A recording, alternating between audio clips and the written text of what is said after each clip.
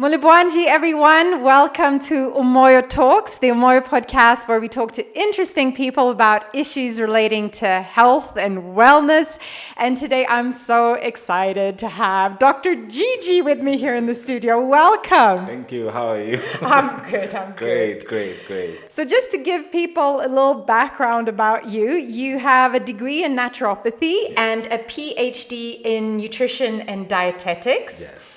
And you run the Balm Juice Center, which is a wellness center in Lusaka West, which is fantastic, where you consult on chronic illnesses, diet, lifestyle. And very exciting. I know you were telling me before we started that in January you will also be having in-house patients. Yes, we will. Definitely we will. That's the goal of this. We want as much wellness centers as possible. If we can have even one in every province, that would be. Oh, wow, that's amazing. That would be amazing, yeah. But we want to have in-house patients so that we are able to reverse conditions in the shortest period. Because you see, chronic illnesses are simply lifestyle illnesses. So once you educate the mind or the body and say, look, we're going to change from the kind of lifestyle you've had to this kind of lifestyle, which is curative in your benefit or in your interest, you will notice that bodies are able to follow what you adapt them to, okay? Because bodies naturally, they adapt to the environment. So once you engage yourself and say, okay, I'm going to do this for 30 days, I'm going to do this for 90 days, then you will notice that there's a huge change in recuperating and reversing disease. So it will be very interesting. It will be very interesting. Fantastic. And not only do you have the clinic, the wellness center, you're also an author. You've written 2 books.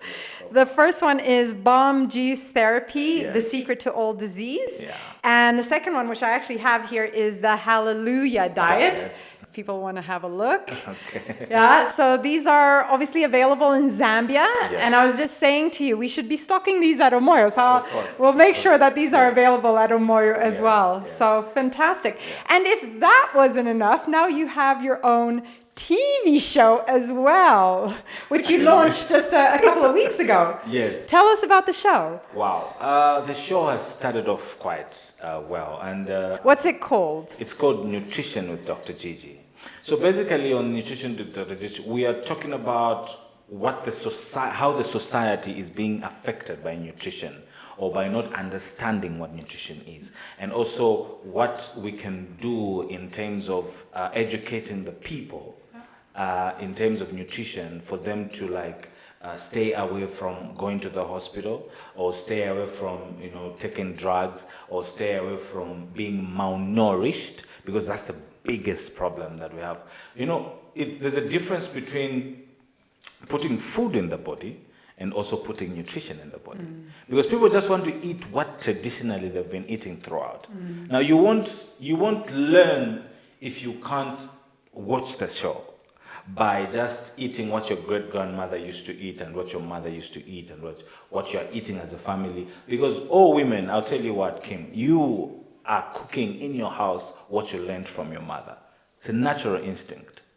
Because you don't want to explore outside, not until you have a mind like yours, where you say, nutrition, okay, I can do zucchini, I can go into chihuahua, yosashila, I can go into, bondwe, I can go into green teas, or I can go into lemongrass. I've seen lemongrass in Umoyo, and it's available. So all these things, it's very difficult. They would rather eat masamba, what they've been drinking from the past in memorial, and then shifting to this rooibos and chamomile tea. You understand? Yeah. So who teaches that? Yeah.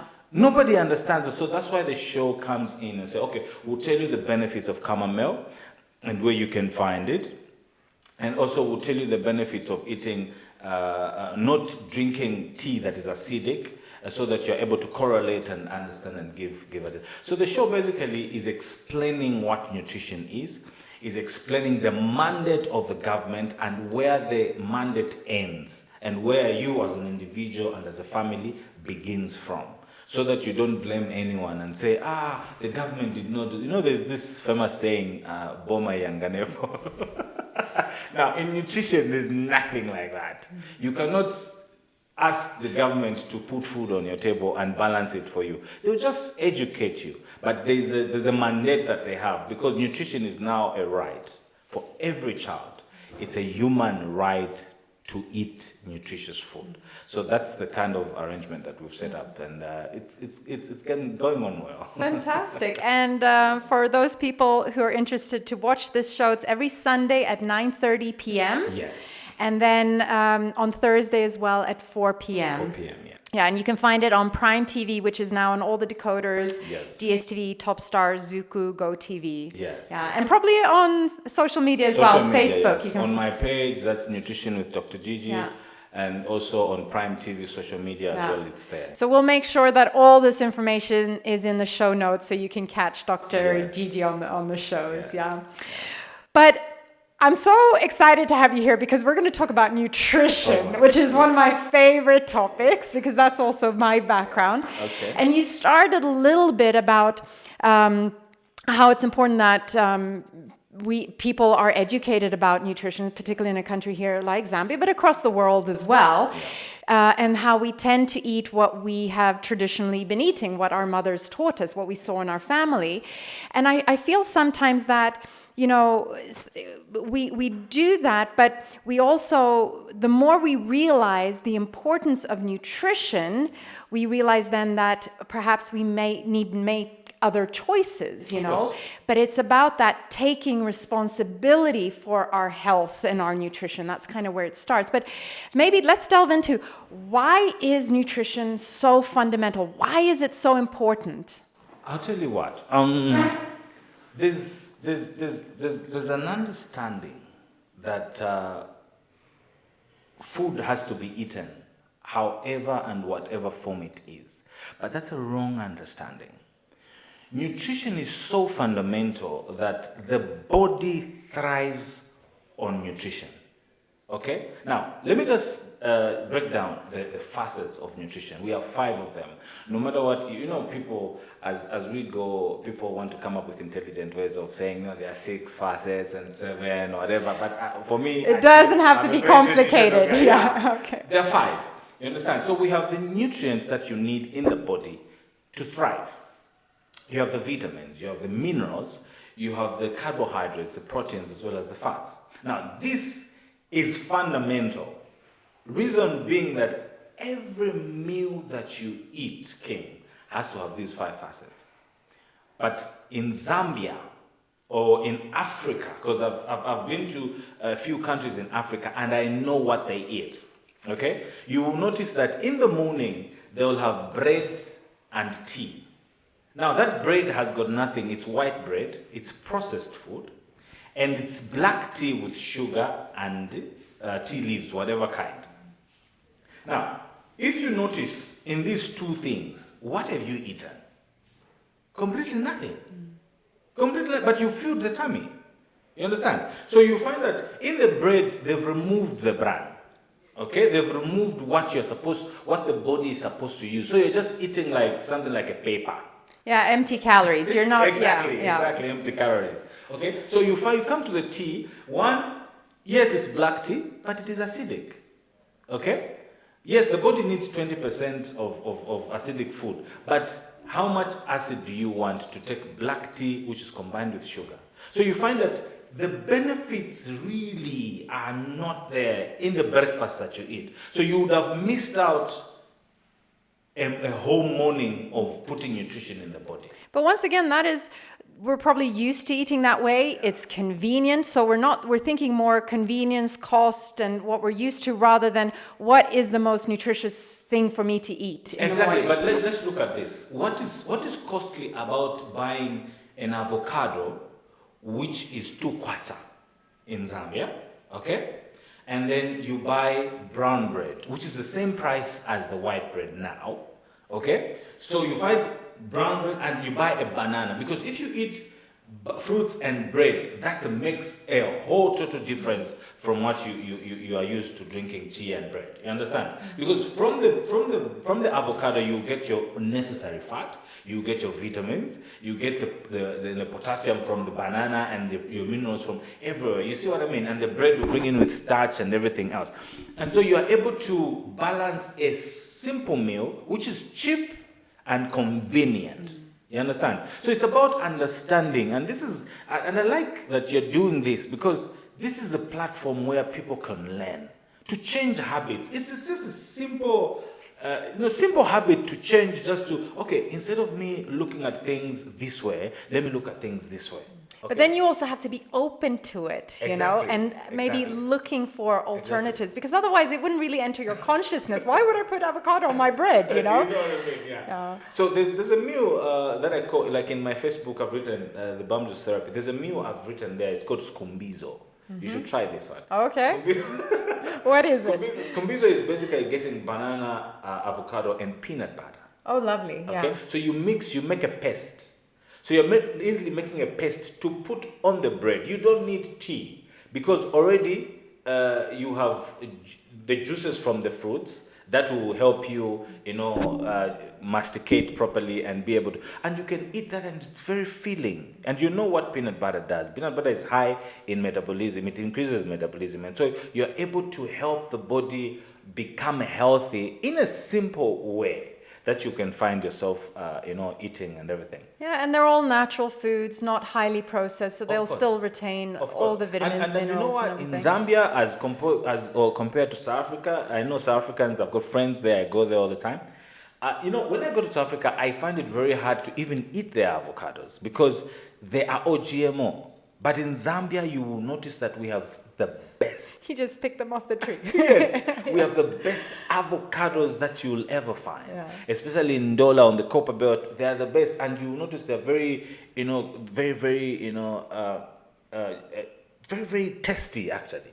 So it's very easy to, and we have them the whole year. You cannot say there are no avocados. Me, I buy every day. I buy an avocado, and there is on the market and everything else. So there's literally, it's about perception, really. It's about perception, looking at the cost and everything. So you mentioned 5 facets of nutrition. Yes. So that we've covered the first. The first, yeah, yes. which is So- all the nutrition, the vitamins, the minerals, the Yes. carbohydrates, fats, and proteins. Yes. So what's the second? So you have a situation where vitamins, okay? Now, vitamins are very important, okay? Very important, because vitamins are the ones that actually keep you going with how you're, you don't realize that you're blinking. You don't realize that you're breathing. You don't realize that the body needs vitamins in order to function, to process the brain and everything else. But I love the minerals, because the minerals are the ones that make the body function the way it is functioning. Because with minerals, you feed the brain. Okay? So you feed the brain, and the brain is able to absorb and use them in order to command the body functions. Because remember, it's a system. The body functions on systems, and those systems have to be what? Have to be instructed. There's information that passes from cell to cell, from system to system, in order for the body to function on its own. So it's important that you eat a lot of minerals, manganese, a lot of potassium, calcium for the bones and everything else. You have these minerals like magnesium, okay? Very important. I've seen Umoyo selling magnesium supplements. Yes, absolutely. We sell a whole range of vitamins and minerals. Vitamins and minerals. So you find that this is very important, and we can take advantage of the foods that are available. I was just telling somebody the other time, I was saying that, you see, when you've got a cancer patient, the best way of reversing cancer is to feed them with vitamin B17. Now, they were saying, but where do we get vitamin B17? And I said, look, in Zambia, we have a lot of cassava. Cassava milk. Cassava is very high in vitamin B17. And it helps a lot of people to recover from cancer, especially those remissions and whatever, when you're reacting from chemo and everything else.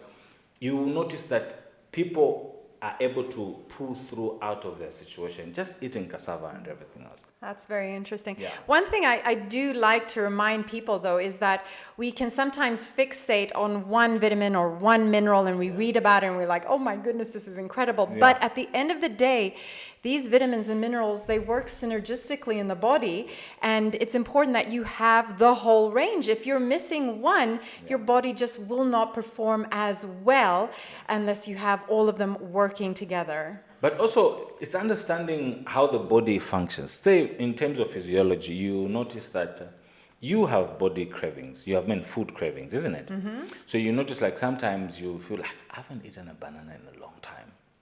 Then you realize, okay, it's the body telling you that you need potassium. Because from the potassium, from the banana, you will get full potassium. But the potassium is not in the banana, it's in the covers of the banana. That's why I always tell my children to say, look, if I give you 5 bananas, you have to eat one with the covers. Ooh, wow, okay. I haven't heard that one before. Yeah. Okay. So you have to eat one with the covers. You eat together with the covers, Yeah. and then the rest you can eat. But then you need to make sure it's nice organic bananas. Of course, yeah. of course. And we have a lot of them. Yeah, I know, in Zambia. We're very the lucky. Smaller ones, yes. Yeah. But also issues to do with if you're feeling zinkish, like you don't have zinc, you can eat watermelons.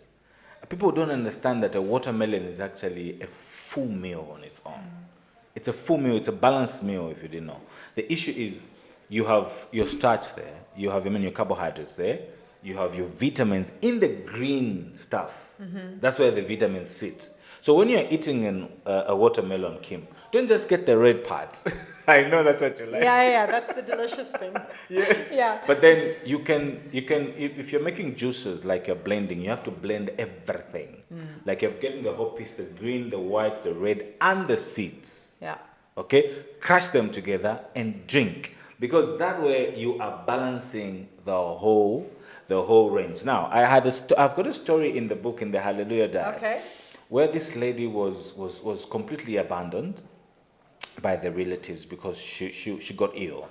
And so her body was just shrinking and she couldn't understand why.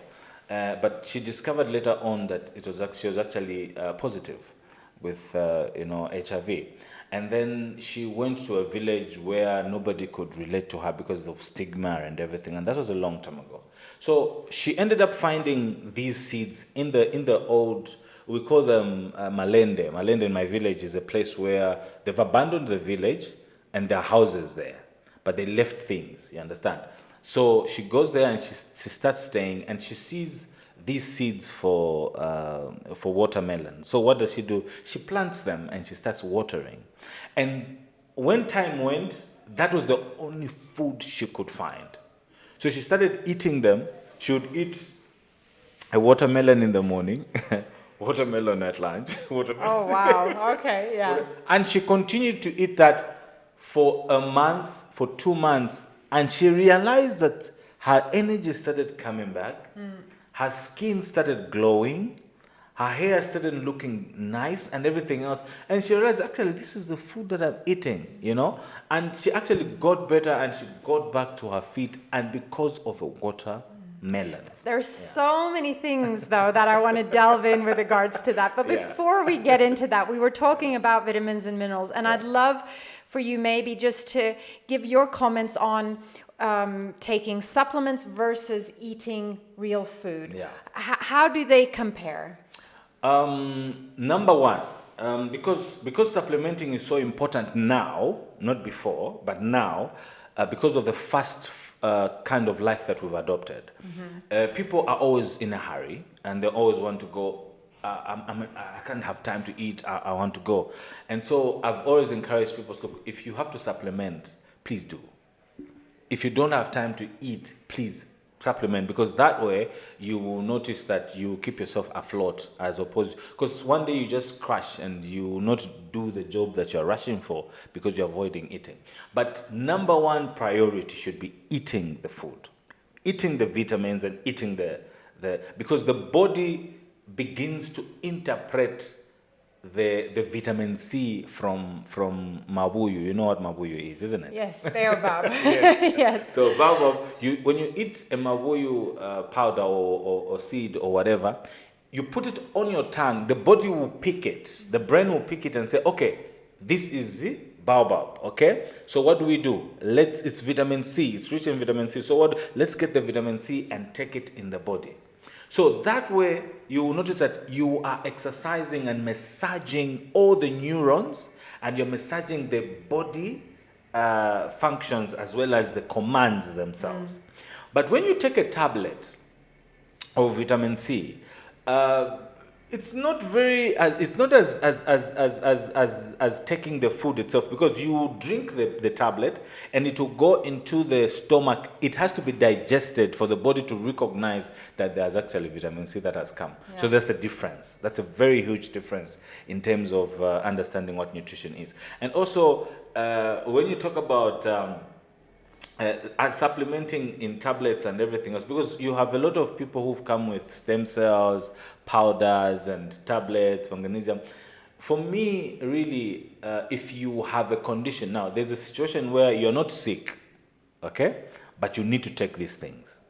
But people want to wait until they are sick. That's when they start supplementing, which is a misnomer also.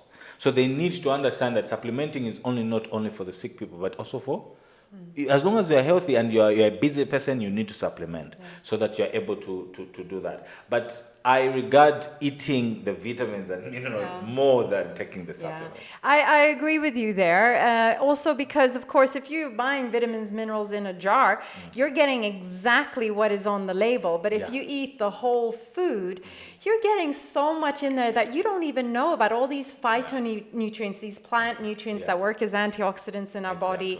And once again, all these things work synergistically, you know?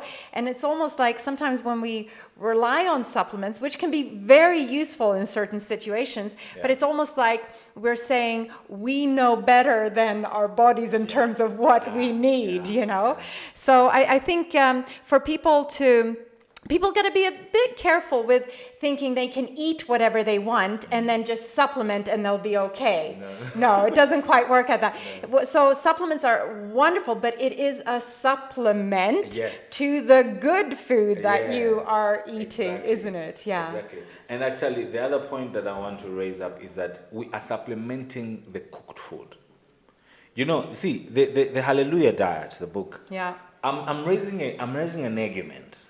This argument is that, look, why can't we eat raw food, okay, as opposed to cooked food? The reason is very simple. The body accepts and resonates to raw food. Take an example of a child. A child, you cook a tomato, you give them, what are they going to do?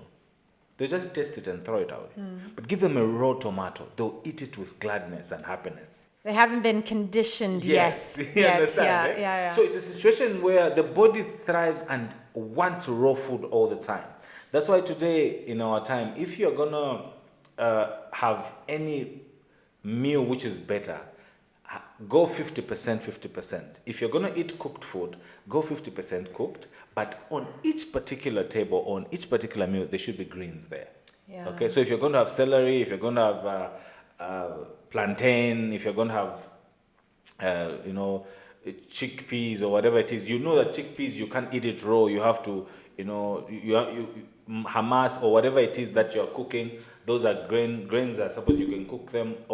But the greens, lettuce, cabbage, these things you can't cook.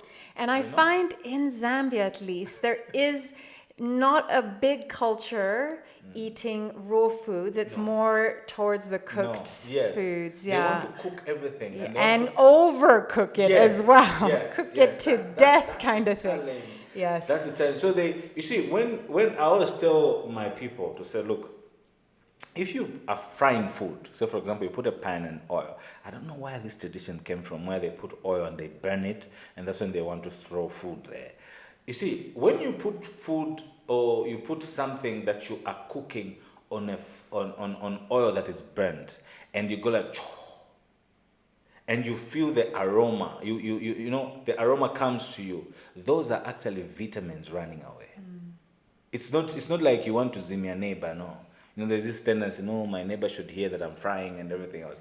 But there, you're actually chasing away vitamins. So vitamins are very important. When you're cooking, mind how you cook with the oil, how you put the oil and how you burn it and everything else, so that you preserve as much as you can. Vegetables are not supposed to be cooked over 5 minutes, but you see people boiling for 30 minutes. Yeah. And I love what you're saying. Try maybe to eat 50-50, because Yeah. eating some raw or incorporating as much raw vegetables and fruits in your diet, because every time we cook, of course, we destroy, like you said, the vitamins. Yeah. We denature the minerals and the protein, and we lose all the enzymes, which are very important for us as well.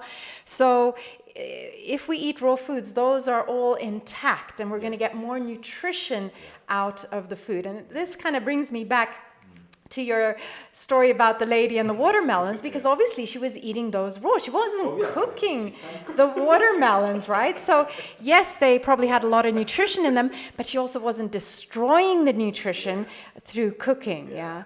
So I think that's a big takeaway, that we should try with every meal to incorporate some raw. Yeah. Exactly. But another point that we need to understand between physiology and nutrition is that you cannot mix vegetables and fruits. Okay. Maybe explain to the audience why that is. You see, so the issue is that the enzymes that digest the fruits are different from the enzymes that digest the vegetables. Because the vegetables, when they come in, the body has to produce enzymes to go and digest them. But then the fruits will self-digest. So when you are eating both at once, you find that the stomach will start rumbling, and because there's a fight there, who's who and everything else. So it's important that if the body, you're confusing the body if you eat them at once, okay? But if you eat them separately, 6 hours in between or 5 hours in between, you'll notice that you're going to get all the nutrients that you're supposed to get from them, okay? So if you're eating vegetable salads, say for example, at lunch, eat your fruit salad in the evening.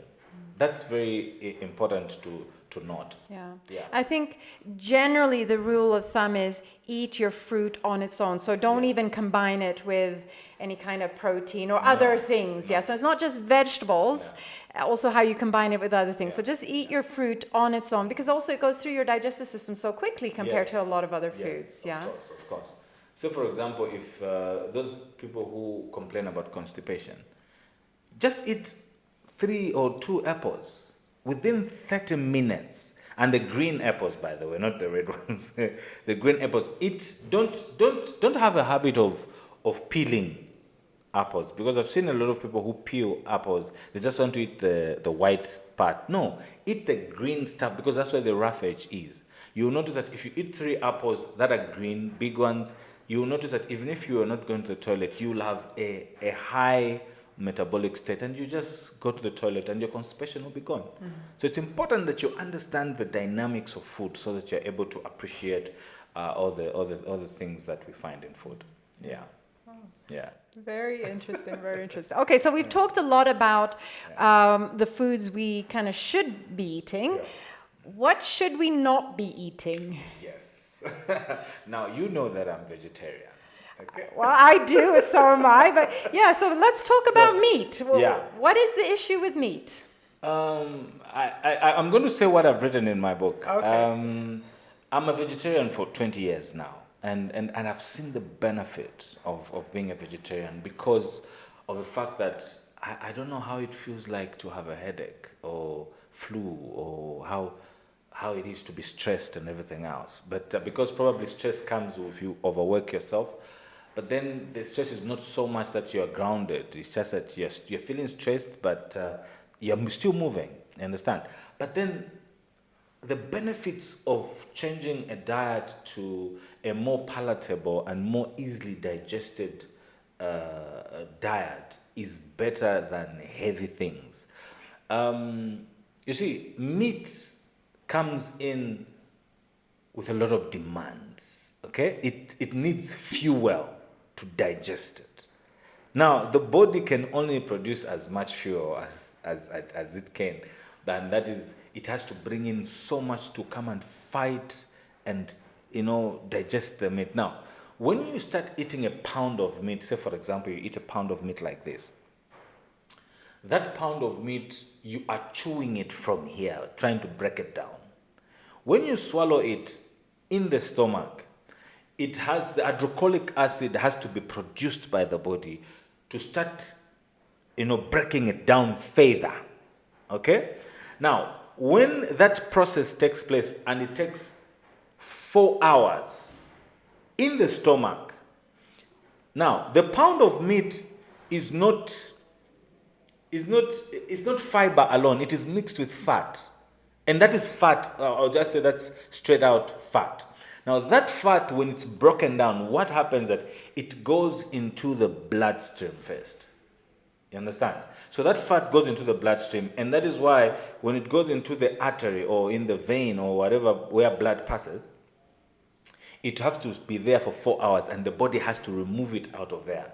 And I think we're going to talk about how hypertension is created. That is how hypertension is created, because when the fat goes into the artery, it has to be removed by the body. Now that process of every day and every 6 hours, because you're eating, you've eaten meat at lunch, you've eaten chicken in the evening. So you have this process going on for 40 years, for 50 years, if you are an adult, and you discover you have hypertension and you're asking, I didn't have BP, what happened? It's because of this process where fat comes in and comes out, and comes in and comes out. So the process continues into the small intestines to try and break down the meat. Now, that process takes 72 hours. For 1 pound of meat, not even a pound, just like this, it takes 72 hours to process this kind of meat. Now, if it takes 72 hours, meaning when do you get your protein from the meat? So if you eat today, you will get your protein 3 days from now. You understand? I understand. So what are you using between the 3 days? You understand? So you find that the protein that you're using is the protein that you ate 6 days ago. So if you're not eating well in between, you are being deficient, and the deficiencies are accumulating for the future catastrophe. You understand? So it's important that when you're eating this meat, when you eat this meat, it takes that long to process, and most of it doesn't get digested. Most of it rots in the gut. Now, when it rots in the gut, that is a recipe for what? For cancer. You understand? So cancer cells celebrate when they see this. Oh, this is joyous, because you're feeding them. Okay, you're feeding them through your mouth, not through anywhere else. So when you feed them and the cancer cells get those things, they will erupt from, when there are too many, they will erupt from your prostate gland, they will erupt from your breast, you have breast cancer, they will erupt from your esophagus, you have esophageal cancer, they will erupt from your cervix, you have cervical cancer. All these things, they just don't appear. It's because you were putting them in the system. So when it comes to meat, I am very reserved to talk about this, because a lot of people eat a lot of meat. And the worst part is that they don't even boil this meat. They burn it. They do what they call T-bone, shokers. I don't know if you know mbuzi, nyama ya mbuzi. Or mama choma, you know what I mean? Yeah. They will rather burn it and pour alcohol on it, and so that now the carbon that you're also putting into the system, because you're creating a trans fat, you understand, by burning that, you're creating carbon, and carbon, when it comes, yes, carbon is a good nutrient or good thing for the body for reactions and metabolism and everything else. But the body is able to create its own carbon. You understand? So now, when those things are too much, they go and sit on your ligaments, and you develop gout. You develop arthritis. You understand? You have issues to do with sight issues. You have issues to do with pancreatic conditions and heart conditions because of so much. So the fat levels that you eat from the meat, and worse off, you also fry it. because this is already fat, and you pour oil to fry it. You see, it's all wrong. It's all wrong. That's why I would rather people realize this. Because my advice really in the book, like I say, is that if you have a condition, a chronic condition, a lifestyle condition, diabetes, hypertensive, heart conditions, cancer, whatever you want to, those that are long term, try and change your diet. Okay? Go vegan, go vegetarian. Okay? Try and avoid these things that the body cannot digest. I'll tell you what, when you are sick, do you know that you cannot digest meat? And you see this actually, it's very interesting when you look at animals. When they're sick, they don't eat, they stop eating. Exactly. They stop eating. A lion will eat grass. A lion will eat grass so that it puts a cleaning. That's why, I'm sure Umoyo has got a lot of detox plans, isn't it? You quite have a number of them. People don't want to detox. They want to eat the whole year without detoxing. When the body demands that if you eat meat, I'll give this rule, and I hope people who administer this rule. The rule is that if you eat meat, you're not vegetarian, you're supposed to detox at least 4 times a year. Okay? Every quarter, you're supposed to detox. Because there's so much carbon, there's so much dirt in your body, and this whole thing that rots goes to sit in the colony. Okay? You don't want to have cancer of the colony. Okay? Then if you're vegetarian, at least detox twice a year, every 6 months. And for those of people listening, when you say detox, what do you mean by that? How long does it have to be? What would be a simple protocol that people could do from home? Say, for example, I'll give an example of most of the people drive, isn't it? So, if you don't service a car, what happens? It just stops. Okay? And if you are driving a very nice car like a Mercedes, it will just tell you it's time for service, I can't move unless you service me. But the reason why people find themselves in accidents or find their car on the side of the road stopping, it's because they don't service, and that happens to the body as well. So now, servicing the body is the same as detoxing. Now, detoxing is very simple. I've done a lot of videos on my YouTube channel called Nutrition with Dr. Jiji. I've done the Balm Juice Therapy Detox Plan, and I've also done a Lemon Therapy Detox Plan. A lemon therapy is a 10-day process where you use lemons, just lemons from your backyard, to detox yourself. Okay? You just squeeze it in water and drink. Yes, so you squeeze it. Say, for example, you squeeze 3 lemons today, you drink them directly without adding water or sugar. Because people, I don't know what happens with taste, eh? They just want to, anything. Oh, can I add some salt? Or don't add anything. Just drink the juice as it is. Then the following day you do 6. So you're increasing by the day. The 3rd day you do 9. Okay? The 4th day you do 12. The 5th day you do 15 lemons. You squeeze them and drink them in a space of 8 hours or 12 hours. The reason is that you are pulling all the toxins out of the system and bringing them in the center, that is the gut, in the stomach, in the intestines. So what happens is that when these things come, on the 5th day, you have to flush them. So in between the 6th day and the 5th and the 6th day, you have to flush. You can buy Himalayan salt. Umoyo has got Himalayan salt. Yes, for sure. Yeah, so Himalayan salt is the pink salt. So you get a tablespoon of that and put it in a half glass of water. Make sure it dissolves. And when it dissolves, you drink it directly. Now, when you drink it directly, please be near the toilet. Because within 15 to 30 minutes, your bowels will open. So all the debt that you've had, all the debt that you've accumulated for the past 30, 40, 50 years, it will just come out. And you will notice that the whole pan, if you look there, there'll be black stuff, green stuff, all the stuff that was sticking on the skin, on the layers of the colony will do what? Will come out. And then your body will be so much relieved. Even if you had pimples, people who have got acne, they can use this process and you discover that your body will be free from those things and it will stop depositing them on the skin, but it will remove them from there. Then you continue on the 6th day, you have 15. On the 7th, you start coming down. You have 12.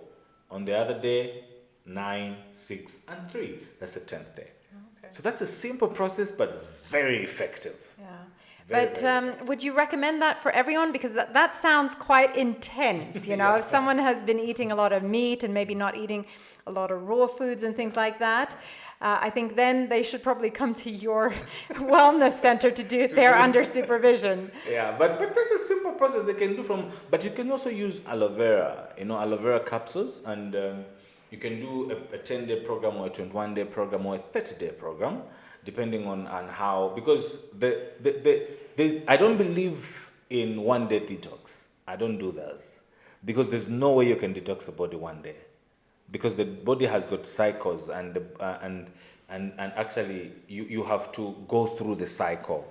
Okay, say for example, the least you can do is 7 days detox. That's the least. Then the other one is 10-day detox, and the other one is 21-day detox. That's the highest. Then that way you know and that you are going to get good results. Okay. And also it takes a few days for the body to get into it, So it probably takes 2-3 days before you really start, or the body can really start extracting all of those toxins and things and start flushing it out. Exactly. Yeah. No, for actually we need to understand that this is very important. Detox is very, very important. Okay, for people, whether you're okay or you're sick. And you cannot start taking medicines without detox, because the body has to be clean in order for it to start using whatever you're giving it. Because some people would just want to go and drink a tablet because they've got a headache. All the body is asking for, please detox me. Yeah. You know that inflammation comes in, any pain in the body comes in because you're acidic. So you have to understand the principle between alkaline and acidic.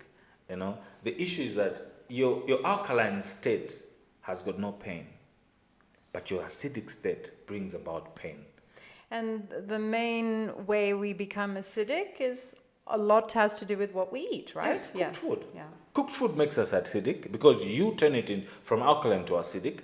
And then the environment, the carbon that we breathe in. Look at how Lusaka is.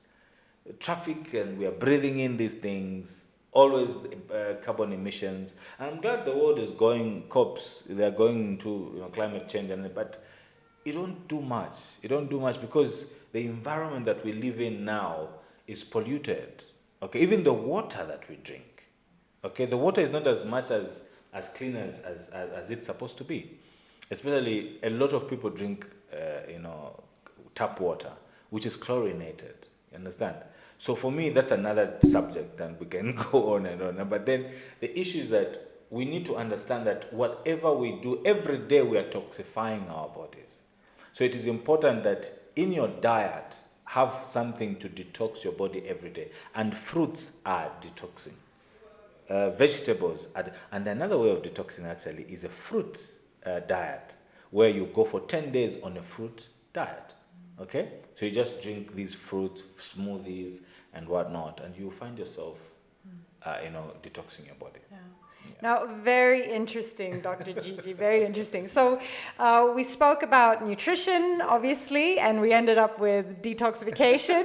And I think we'll definitely have to have you back on the show on specific topics as well, because you're so knowledgeable.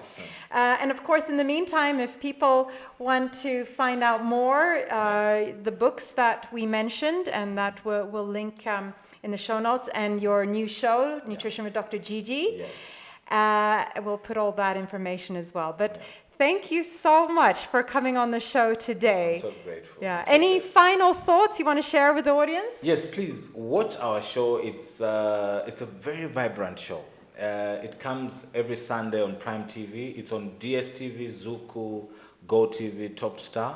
Just search for where Prime TV is, and you'll find it on every Sunday when you're home, 21:30. And it's so much informative. We are going to give you information for free where you can save your life actually from home. So please watch us and make sure you get in touch with us and let's talk. This is nutrition. Let's talk and give each other information. We are not here to be stingy. We are here to share what you need to learn. It doesn't matter whether you go to get treatment somewhere else, but as long as you have information, please let's get engaging so that we are able to help each other. Thank you so much. Thank you, Dr. And Kim, G. thank you so much. Yeah, and I want to say one thing. Umoyo is saving lives. Don't underestimate what you're doing. Please grow as much as you can and make sure that you understand that a lot of people get help, because every time I tell somebody go and get this, and you can only find it in Umoyo, and they'll go and buy it, whether on the Copper Belt here in Lusaka. Don't think that you're not doing anything. You're doing so much. And this, God should bless you. God should bless you. Thank you so much. I appreciate that. Yeah. I hope you enjoyed the show, everyone. Nutrition is so fundamental to our health.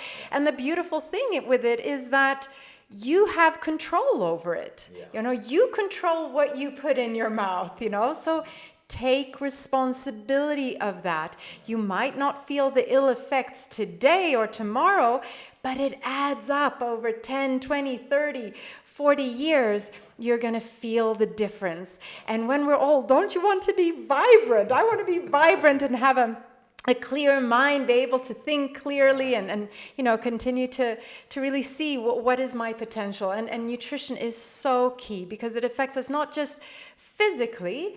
We didn't talk about that, but we can talk about it another day. But it affects us mentally, emotionally, probably even spiritually, I'm sure, you know, with the energy of the food and everything. Yes. But thank you so much for tuning in. Please, we'd love to hear from you. Please share comments. And we'll see you next time. Take care. Bye.